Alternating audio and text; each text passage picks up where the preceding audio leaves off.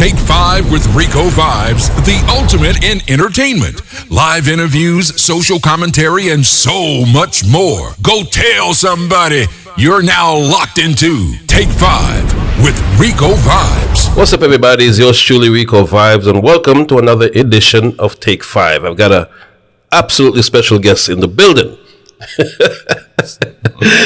Mr. You know like I was saying that? I got a special guest in the building. There you go. Mr. Terrence, Unitec. Yes, sir. What's up, my brother? I'm here, brother.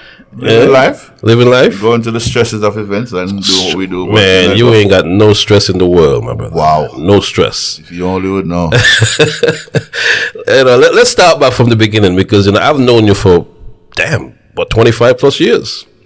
Been about that. But I've never asked you how you got started in the business. I know you're from the Bronx, New York.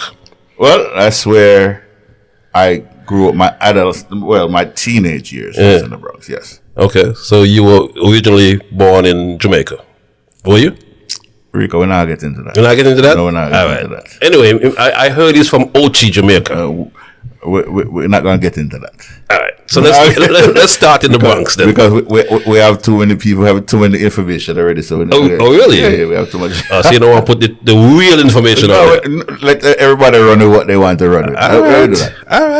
All right, so you started in the Bronx. Yeah, I went to high school in the Bronx. Uh-huh. Junior high school in the Bronx. Okay. And you got. How did you get into promotions? High school.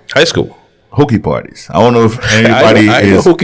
I don't know if anybody is old enough. You got to be old enough to know hooky parties. Like I seen even an event that they call a soca event in DC called Hooky. It made me laugh. I'm like, okay, hooky parties. Hooky parties. And for all the youngins who don't know, all the people who don't know what a hooky party is a hooky party is when you skull school in the middle of the day to keep a party. So that was always a dream of yours. Well, not saying a dream, but me and my friends growing up, we all were lovers of music. I had a DJ career at one point. Yeah, you played sound at one point. I was affiliated with the record labels and record store, and so we've always been around music. So being that, we were in high school doing that, we kept a hooky party. Big up the Sunbeam. We kept a couple of hooky parties. So I guess they were successful. Yeah. It kind of caused a little eruption between three high schools. Was a whole bunch of kids missing in the middle of the day from school. Which high schools were these? Harry S. Truman, Evander Childs, and what's the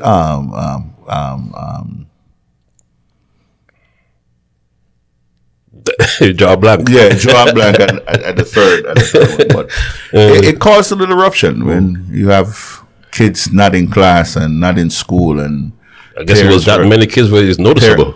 Parents were called and all type of stuff. Wow. So it started there, and then watching older friends like my homeboys, his brothers and cousins and stuff who we were affiliated with. They started throwing parties, and that's where I got my foundation as far as learning and saying, well, we could do our own thing, and then start doing our own thing. So wow. Yeah. Did you ever work in corporate America at all? Briefly. Yeah. For people who don't know, I am a accountant by trade. He actually went to school for that. don't shortchange us. Yeah. So for a while, for banking, I did banking, did accounting. Yeah, did corporate America for a while. For a while before it was after 2000. After actually the World Trade Center, I actually got laid off because when I worked for a insurance company here that was based here, that had a lot of insurance policies in the World Trade Center. There's a lot of insurance policies in the area, in the World Trade Center, in the area. So they kind of went belly up. We got laid off. They the company didn't go belly up, but they took a big hit. I would imagine. And it started laying down, and you know how that go, like last in, first out back situation. So kind of took, and then this is where I decided, well, kind of don't want to work for nobody else. So was promotion the first thing you thought of after you left after you got laid off? No, I mean, I started doing my first event. I was still working corporate America. My first couple of events, and I was still working. So I just decided that I want to try something on my own, and instead of going to answer to a boss who something that out of anybody's control is going to say, well, true. Sorry to say, but this is what it is. You can't, so I decided that I'm going to try this thing here. And, some other business ventures. We got into some restaurant stuff, some investments and stuff and stuff. So just try to do some other stuff on my own versus going to go punch a clock and whatever. So talk about Unitec, the name Unitec. Was that the name of your sound or? Yes. Okay. It was a sound. It was a record label. It was a record store. Okay. So big up Gunna, Crampy, Dicky, Mikey, Cash Money. I mean, that was just the original. So when I got here and decided to bring on my that part, take on back that part of the business, I just decided to go with something I was familiar with. Right. Well, what year did you move to Atlanta? I moved here in October of 1994. Whoa, that long? So you saw Freaknik? Oh, I was a big participant in Freaknik. I don't even want to ask how you were a participant. Man, very big. So those Hulu shows. I might see some people that you might recognize, but they're not. But you know what? We had fun, but we weren't brawling as what? Okay. What we know Freaknik to be. Yeah, to go catch on that freak. Like we've seen, like I've been here to see the highway shut down both ways. Wow. Because people is on the highway. I'm here, the highway 85. No tractor trailer could get through, and I think that's when the city start cracking down and say, well, you're affecting business, the flow of business where the highway's backed up. 285 can't move. Wow, we've been here. Jeez, wow. So what would you consider to be your first event here? And in addition to that, what was your first successful event here in Atlanta? My first event in Atlanta was actually my birthday party. You played on it. Did I? Wow. Yeah. Okay. It was called It's a Party. It's a Party. Kept it at Club Legacy on Memorial Drive for all who've been here. It was, I think, somebody found a flyer the other day and sent it to me. Did they? I want to see the flyer. It was you, Steely, because I remember how I met you two. I met you through Steely. At Steely's dance. Yeah. So the one that got snowed in. Yeah. Wow. That was in the either late 90s or early 2000s. Early 2000s. That was like 2000. Yeah. Wow. It was Steely Bashment, Natural Vibes. Who else was on that dance? I got the flyer somewhere in my phone. I got the flyer somewhere in my phone where that was my first. It was called It's a Party. Mm-hmm. Big up Butler. Yeah. Original name. Big up Butler. It's a Party. Yeah, it was called It's a Party. I know where I got the name from. Mm-hmm. The same way it wasn't a situation where he knew I kept that party. Right. He was just taking the name from the same place. It's a party. Killer was It's the Party. Gotcha. And I just switched the to A and call it It's a Party. I mean, y'all could go on Facebook and just put in search It's a Party and it will pop up. That original flyer? Not the original flyer, the page. I created a Facebook group called It's a Party. It's still on there. Yeah. Even the other day I saw it when I was pulling up something and I saw it. Wow. I think I sent it to Butler. I said, yeah, there you go. Wow. So that was, so at what, I remember I came here for you for Vibes Cartel. Mm-hmm. And was it Cabra? Cartel. It was two different shows. I don't remember. No, it was Cartel was is Cartel and Mega Bantan. Mega Bantan. Yes. It was, what year was that? It was a 2003, 2 or 3. Okay. Can't remember. And that was in Legacy as well. It was in Legacy as well. It was a December dance I kept called "Let the Young Guns Loose." At that point, I know who else was on that dance. Adonai was on that dance. Adonai, yes. At that point, Desi was around us for a minute. Yes. And Desi was telling us about Cartel and said, "Yo." Yeah. And then we start hearing the songs, and Desi was in Cartel and have a link, and then that's actually how I met Butler. Oh. That's history. Yeah, that's how I actually met Butler. Yeah.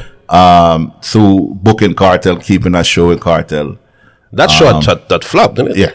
Yeah. That was no one knew Cartel here at that point. No one knew Cartel that way. He was just a lyricist. He was just no melody. Was just just fast. Just DJ fast. I remember that.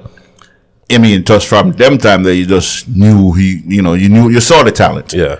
Then it just his career grew to where it was, and then right.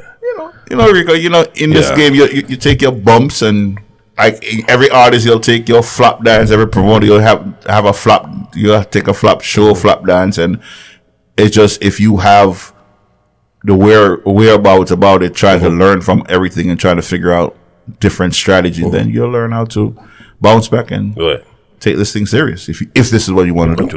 Now at the time, Island Coast, Mark, rest his soul, was around. Big up my mentor. Yeah. What did you learn from Mark? Lots. I've learned from Mark how to change my personality. Believe it or not, Rico, I am not a people person. I know you, Terrence. So I know. I am not. I'm not a people person. But I've learned over the years that you have to, when you're asking people to spend their money with you, you have to learn how to.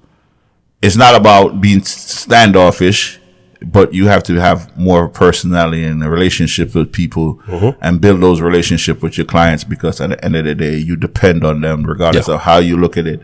Your ego can't be bigger than anything else that you're doing, and just know that you have to deal with people and whatever. You learn. I learned that from him, because Mark was everybody person. Mark did not have an enemy in the world.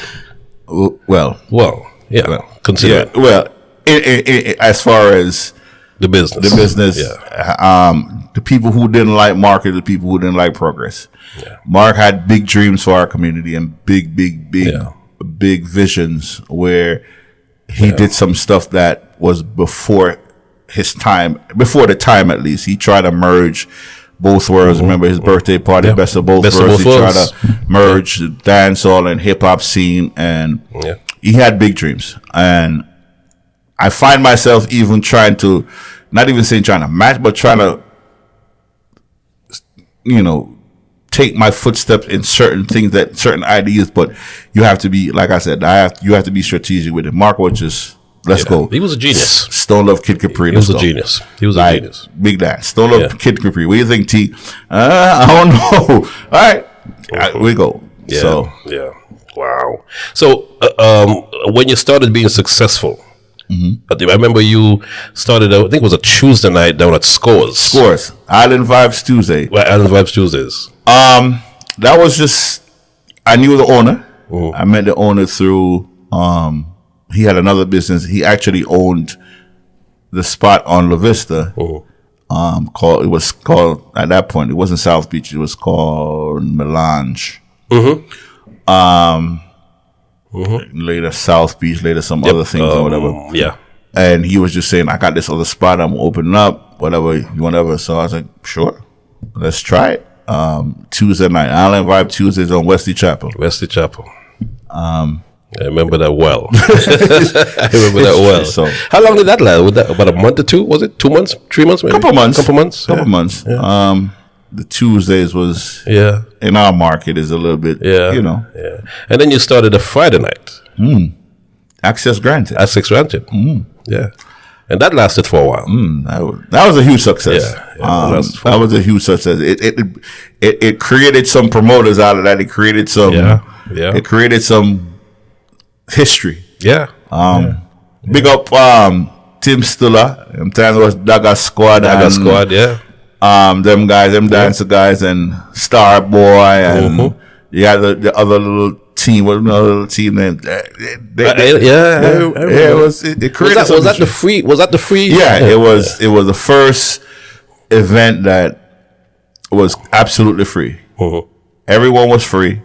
It was just a concept like, if we have a big space. If you could do it every week, it's free. You can buy your drinks, and it was a success. Yeah. What made you stop that? It was, what happened? I think it was just, I think the club had changed ownership. I think the club has changed. Which was it was Aquarium at the time. Then it went into, was it Pisces? So and then Intrigue. Right. No, it was Intrigue. Intrigue, and then Aquarium, Pisces. Intrigue, and then Pisces. It was changed ownership, and then it just, But, that's Atlanta history. Yeah. When did you start getting into the bigger shows, the Barrises, those type of shows? Well, it was same along those same times when I started, like 2004, 2005, 2006. Me, Mark, and Brightworks, Steve from Charlotte, we started partnering up and doing some stuff, because one of the big shows, first big shows I did in Club Legacy was Caperton Cockatee. That was a huge show. Yeah, that was a show that Caperton went on tour, and Cockatee went on tour, and then me and Mark and Steve went in and did that event. That was I remember that show. That was my first successful show. And then from there, we transitioned doing the Barry Simon show. It was me, Mark, Steve doing the Barry Simon show. So we just started doing some more shows. We're teaming up with some ideas and some stuff and whatever. So, and they were very successul. Yeah. Wow. Trends and them, United Trends used to do Caution. Right. Then it was handed down to, how did that transition go? Caution started with them. Jono was part of that team. It was Trends and Jono and Steve Rush, and they started doing that. After a while, I guess they stopped doing it, and Jono was like, at that point now, I partnered up, me and Jono had gotten together. We were friends for years, and we just said, all right, well, whatever. So we just decided, like, he said, okay, well, let's do, you want to bring back Caution? I was like, cool. So we decided that we're going to bring back Caution, because they had done a couple of events for that week. It was Caution, and there was another event they did. I can't remember. Party Animals, was it? No, Party Animals was separate. It was some other event that they had done that for that weekend. They did the Friday, and then the Caution was a Saturday. And we, Johnny said we want to bring it back. They said, the rest of the team, the rest of those guys, I guess they said, okay, fine. It was cool, because they weren't interested in doing it no more. So we just took it, and you took it to another level, obviously. The rest is history. Yeah. Wow. I think the first Caution we brought back was Joe Lee's. We did Baby Sham for Caution. I think that was the first one we did, Baby Sham on Caution for the first time. And the rest is history. Wow. Now, along the way, you've built relationships, not only with, artists, but with DJs. Was that by design? Is there something that you say, okay, this is what I'm going to do? Well, I mean, in this business, I've learned relationships really fuel a lot of these things. Right.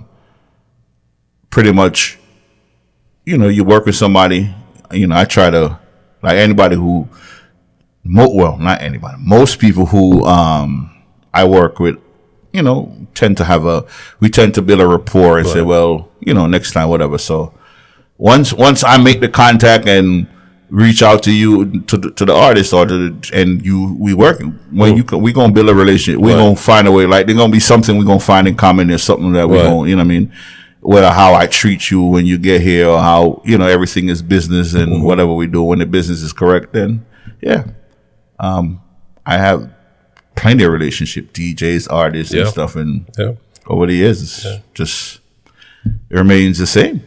Okay. So, and then you started, obviously started doing other genres. You started doing a soca party. Yeah. I guess as a promoter, just seeing trends of the market and seeing where you look around and see maybe something I could do differently from what they're doing, or something that's needed. At that point, when I decided to do soca parties, it wasn't a lot of major soca parties going on. No. It was Crush Meltdown by 426, which was just a different crowd, and then the other crowd, there wasn't too much offering outside of Carnival. Like when it's Carnival season, of course, there was tons of soca parties. But outside of Carnival season, there wasn't a lot of parties happening on a frequent basis as far as soca. So I just had an idea and said, well, KISS, and the rest is history. This episode of Take 5 with Ricovibes is brought to you by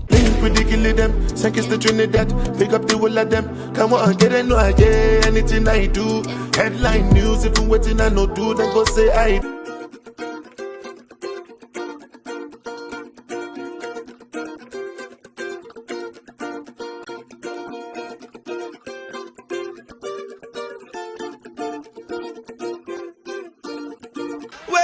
Been through hills and valleys. I survive out of the old gangster alley. No gunshot, no way me skip and dolly. When them keep me dead back in the jungle in me rally, me want them up, pop it up. Yo, check it out. Polish representing for Mr. Unitec and Ivy League. August 20 is all about a thing called Pure All White, and you can get your tickets at pureallwhite.com. August 20. I Octane, Polish, Noah Power, in a one place alongside of the Bad Son and Bad Selector. See? Get your tickets now, get your ticket and get your pass them. Terrence, don't watch a penny wallet, my yard of video I come from. See? August 20, Pure All White, the only thing moving in Atlanta.